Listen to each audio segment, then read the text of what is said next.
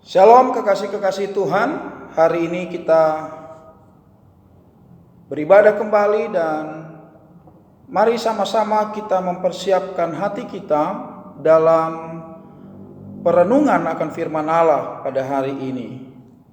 Sebelumnya, mari sama-sama kita tundukkan kepala dan kita bersatu di dalam doa. Bersyukur hati kami kepadamu Tuhan Yesus Kristus, anak tunggal Allah yang hidup, dalam segala perbuatan tangan-Mu yang dahsyat atas kehidupan kami. Karena kami boleh tetap ada sebagaimana kami ada sampai saat ini, itu semua bukan karena kuat gagah kami, tapi karena kemurahan Tuhan belaka yang Engkau nyatakan atas hidup kami. Oleh sebab itu kami datang beribadah kepada-Mu, dan biarlah Engkau juga memberkati kami Tuhan melalui firman Allah. Hadirlah Engkau Tuhan melawat kami, memberikan kami pembelajaran, pemahaman yang baru, sehingga kehidupan kami boleh semakin baik, semakin berkenan kepada Tuhan. Urapi kami sekalian, demikian juga hamba-Mu. Kiranya Tuhan Allah menguduskannya. Segala kesalahan, dosa, pelanggaran Tuhannya yang mengampuni. Allah lah kiranya memberkati kami dari awal sampai akhir pemberitaan firman-Mu. Kami siapkan hati dan hidup kami hanya di dalam berkat nama Tuhan Yesus Kristus. Haleluya. Amin. Mari sama-sama kita akan belajar hari ini tentang berpikir yang benar. Terambil dari kitab Filipi, pasalnya yang keempat, ayatnya yang ke-8 sampai ayatnya yang ke-9. Demikian firman Tuhan. Pada akhirnya, saudara-saudara, semua yang benar, semua yang mulia, semua yang adil, semua yang suci, semua yang manis, semua yang sedap didengar, semua yang disebut kebajikan dan patut dipuji, pikirkanlah semuanya itu. Dan apa yang telah kamu pelajari, dan apa yang telah kamu terima, dan apa yang telah kamu dengar, dan apa yang telah kamu lihat padaku, lakukanlah itu. Maka Allah sumber damai sejahtera akan menyertai kamu.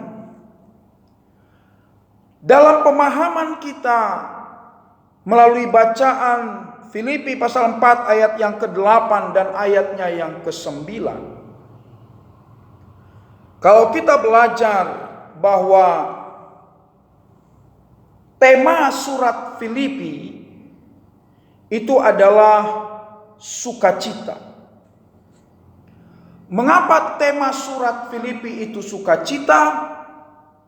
Karena pada surat Filipi terdapat banyak kata sukacita dan sejenisnya yang diungkapkan oleh Paulus.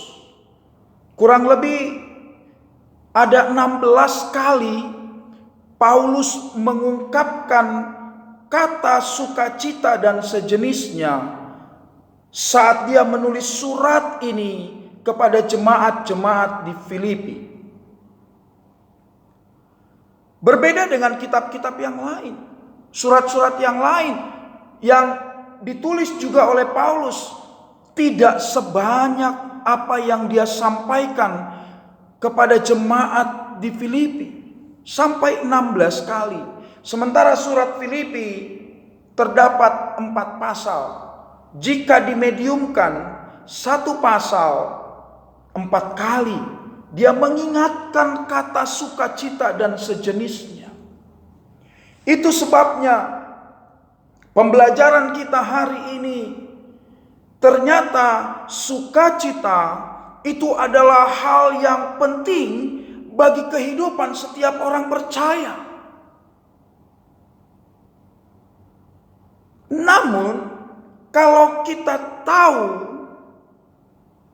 latar belakang surat ini berbanding terbalik dengan apa yang disampaikan oleh Paulus kepada jemaat-jemaat di Filipi. Keberadaan Paulus sedang ada di penjara kota Filipi.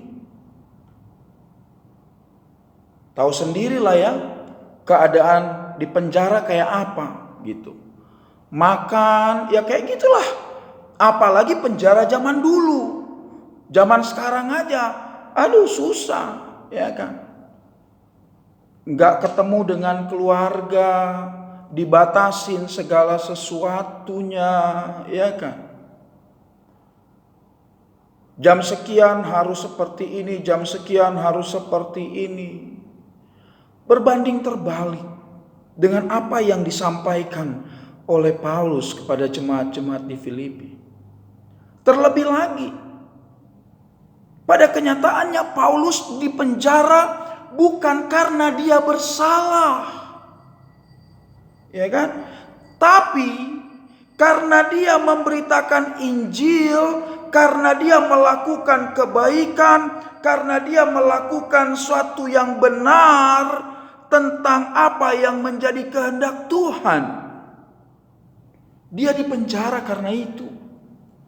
Ya wajar kalau orang di penjara maling ayam, ya kan? Maling motor, tawuran, berantem, bunuh orang, wajar di penjara, memang harus kayak gitu itu. Ya kan? Hukum harus ditegakkan. Wajar. Coba kalau kalian nggak salah, tapi dihukum, protes. Tapi Paulus beda, ya kan? Kenyataannya Paulus mempunyai pola pikir dan pandangan yang berbeda dari orang-orang pada umumnya. Apa itu? Dia berpikir dengan cara yang benar. Dia berpikir dengan cara yang benar. Sulit diterima secara akal manusia kalau nggak salah tapi dihukum. Melakukan yang benar masuk penjara. Apa kata dunia? Ya kan? Tapi itu dialami oleh Paulus. Lalu pertanyaannya, kok bisa Paulus bilang sukacita, sukacita, sukacita ada di dalam penjara? Tetaplah engkau bersukacita. Ya kan? Kalau dalam ayat yang keempat itu dia bilang begini. Bersukacitalah senantiasa dalam Tuhan. Sekali lagi kukatakan bersukacitalah. Ini yang menjadi rahasia Paulus sehingga dia bisa bertahan di dalam penjara sekalipun dia tidak punya salah. Dia punya cara berpikir yang berbeda dari banyak orang. Dia berpikir dengan cara yang benar. Seperti apa? Seperti yang ada di ayat yang ke-8. Pada intinya ayatnya yang ke-8 bahwa segala yang kita pikirkan adalah perkara-perkara yang baik, perkara-perkara yang positif, perkara-perkara yang mendatangkan kebaikan. Itu yang harus dipikirkan. Makanya dalam ayatnya yang ke-9 dia katakan, Dan apa yang telah kamu pelajari, apa yang telah kamu terima, apa yang telah kamu dengar, kamu lihat padaku, lakukanlah itu. Jadi apa yang sudah Paulus lakukan, ajarkan bagi kita melalui firman Allah hari ini, contoh, teladani, lakukan. Pasti kita akan bisa seperti Paulus. Itu sebabnya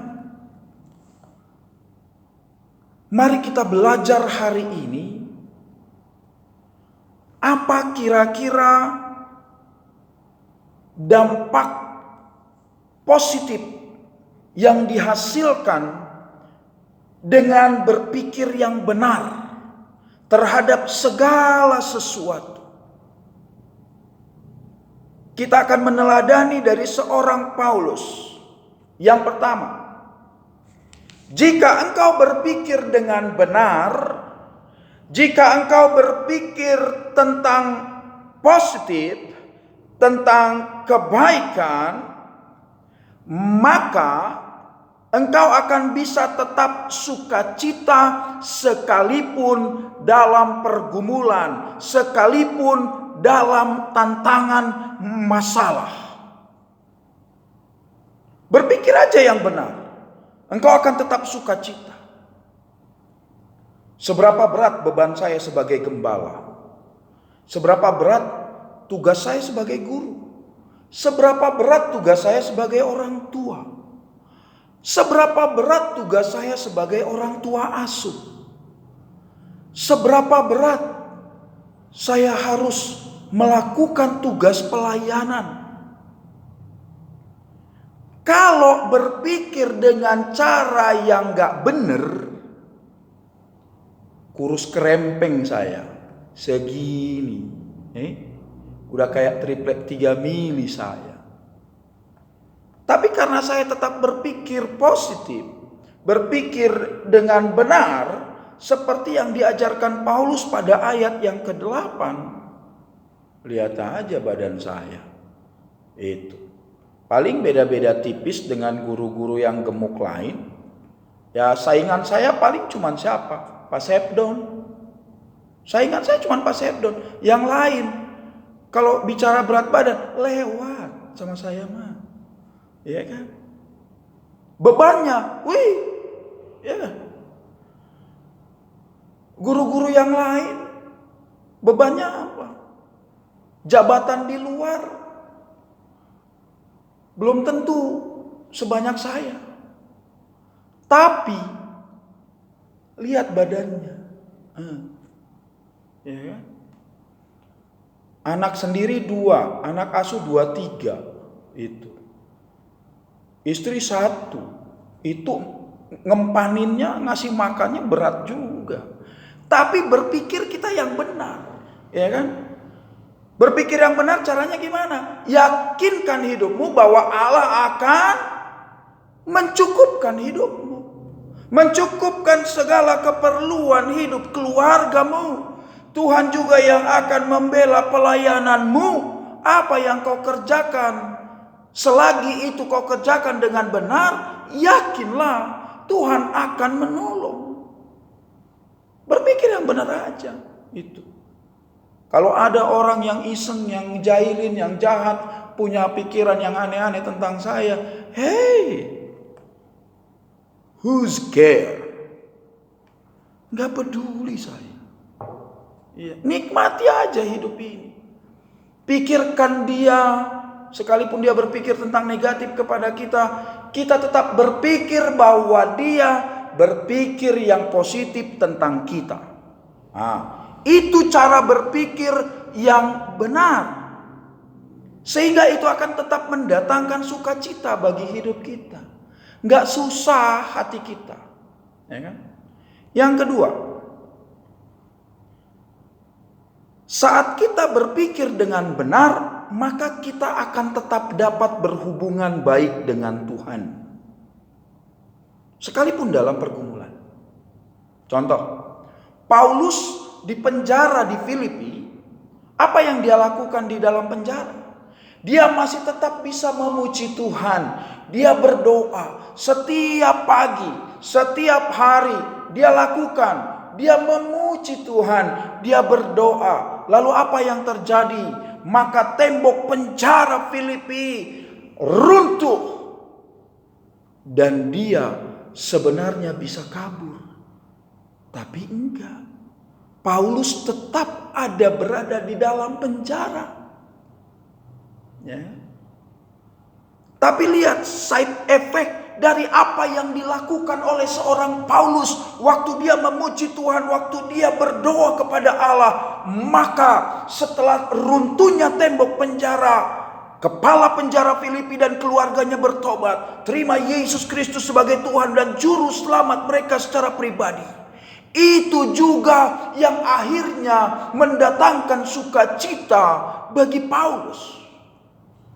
Oleh sebab itu, mari sama-sama kita berpikir dengan benar, supaya kita bisa tetap berhubungan dengan baik kepada Allah kita. Kita bisa tetap berkomunikasi dengan baik kepada Allah. Kita bisa tetap berdoa kepada Allah dengan baik. Kalau otak kita stres, otak kita nggak beres, susah kita berdoa. Susah. Itu. Susah. Kemudian yang ketiga, yakinlah saat engkau berpikir secara benar, maka di dalamnya Allah akan tetap beserta kita dan bekerja bagi kita. Saat kita berpikir secara benar, maka Allah senantiasa tetap ada dalam kita dan dia bekerja bagi kita. Dan perhatikan baik. Allah jika bekerja bagi umat-umatnya, maka kitab Roma berkata bahwa segala yang dilakukan oleh Allah itu akan mendatangkan segala kebaikan bagi hidup kita. Oleh sebab itu, ayo berpikirlah secara benar. Apa yang harus kita pikirkan? Ayat yang ke-8 tadi. Segala yang. Pikirkanlah semuanya itu. Jadi gak usah lagi berpikiran negatif. Berpikiran aneh-aneh. Ya kan? Si ono. Lama-lama gila kita. Ya kan? Hanya gara-gara mikirin orang. Berpikir aja yang benar gitu loh. Berpikir tentang yang baik-baik, ya kan. Saya sampai hari ini gak mau saya disusahin dengan keberadaan murid-murid, anak-anak kemurnian. Saya gak mau disusahin. Berpikir aja saya yang benar. Yakin saya. Anak-anak saya adalah anak-anak yang baik. Anak-anak yang hormat kepada guru, anak-anak yang hormat kepada orang tua, anak-anak yang takut akan Tuhan. Saya pikirkan tentang itu. Jadi setiap hari kami berdoa, kami doakan murid-murid semua, anak-anak saya yang ada di kemurnian, yang ada di Pusaka Abadi. Ya udah, pikirkan aja yang baik-baik. Orang udah didoain, ya kan? Ya kalau udah didoain, masa yang jelek-jelek lagi kita pikirkan? Namanya juga udah didoain. Jadi pikirin aja yang baik. Maka saya percaya Allah akan senantiasa ada dalam hidupku dan Allah akan bekerja bagi hidupku untuk mendatangkan segala kebaikan bagiku. Mari sama-sama kita belajar meneladani Paulus. Oleh sebab itu, kita sudah belajar hari ini. Belajarlah berpikir secara benar. Karena jika kita berpikir secara benar, maka kita akan tetap ada dalam sukacita sekalipun ada dalam pergumulan dan masalah. Yang kedua, tetaplah berpikir secara benar supaya kita tetap dapat berhubungan dengan Allah dengan baik. Yang ketiga, berpikirlah secara benar. Karena saat engkau berpikir dengan benar, maka Allah akan tetap senantiasa ada dalammu dan bekerja bagi hidupmu untuk mendatangkan segala kebaikan bagi hidup kita. Amin. Kita tundukkan kepala dan kita berdoa. Terima kasih Tuhan Yesus atas firman-Mu yang telah memberkati kami dengan luar biasa. Kiranya Roh Kudus memeteraikan firman-Mu dan memampukan kami untuk senantiasa melakukan kehendak Tuhan. Roh Kudus, tuntunlah kami, bimbing dan pimpin kami untuk kami tetap berpikir secara benar. Biarlah firman Allah tidak lalu begitu saja dalam kehidupan kami, dan kami boleh semakin bertumbuh di dalam Tuhan atas pemberkatan Allah melalui firman-Mu hari ini. Terima kasih Tuhan, terima kasih. Tiba saatnya kami akan memberikan korban persembahan kami. Mari Bapa, berkati urapi kami. Biarlah berkat Tuhan ada senantiasa bagi keluarga kami, bagi usaha pekerjaan orang tua kami. Terpujilah Tuhan di atas segala-galanya. Di dalam nama Tuhan Yesus Kristus kami berdoa. Amin.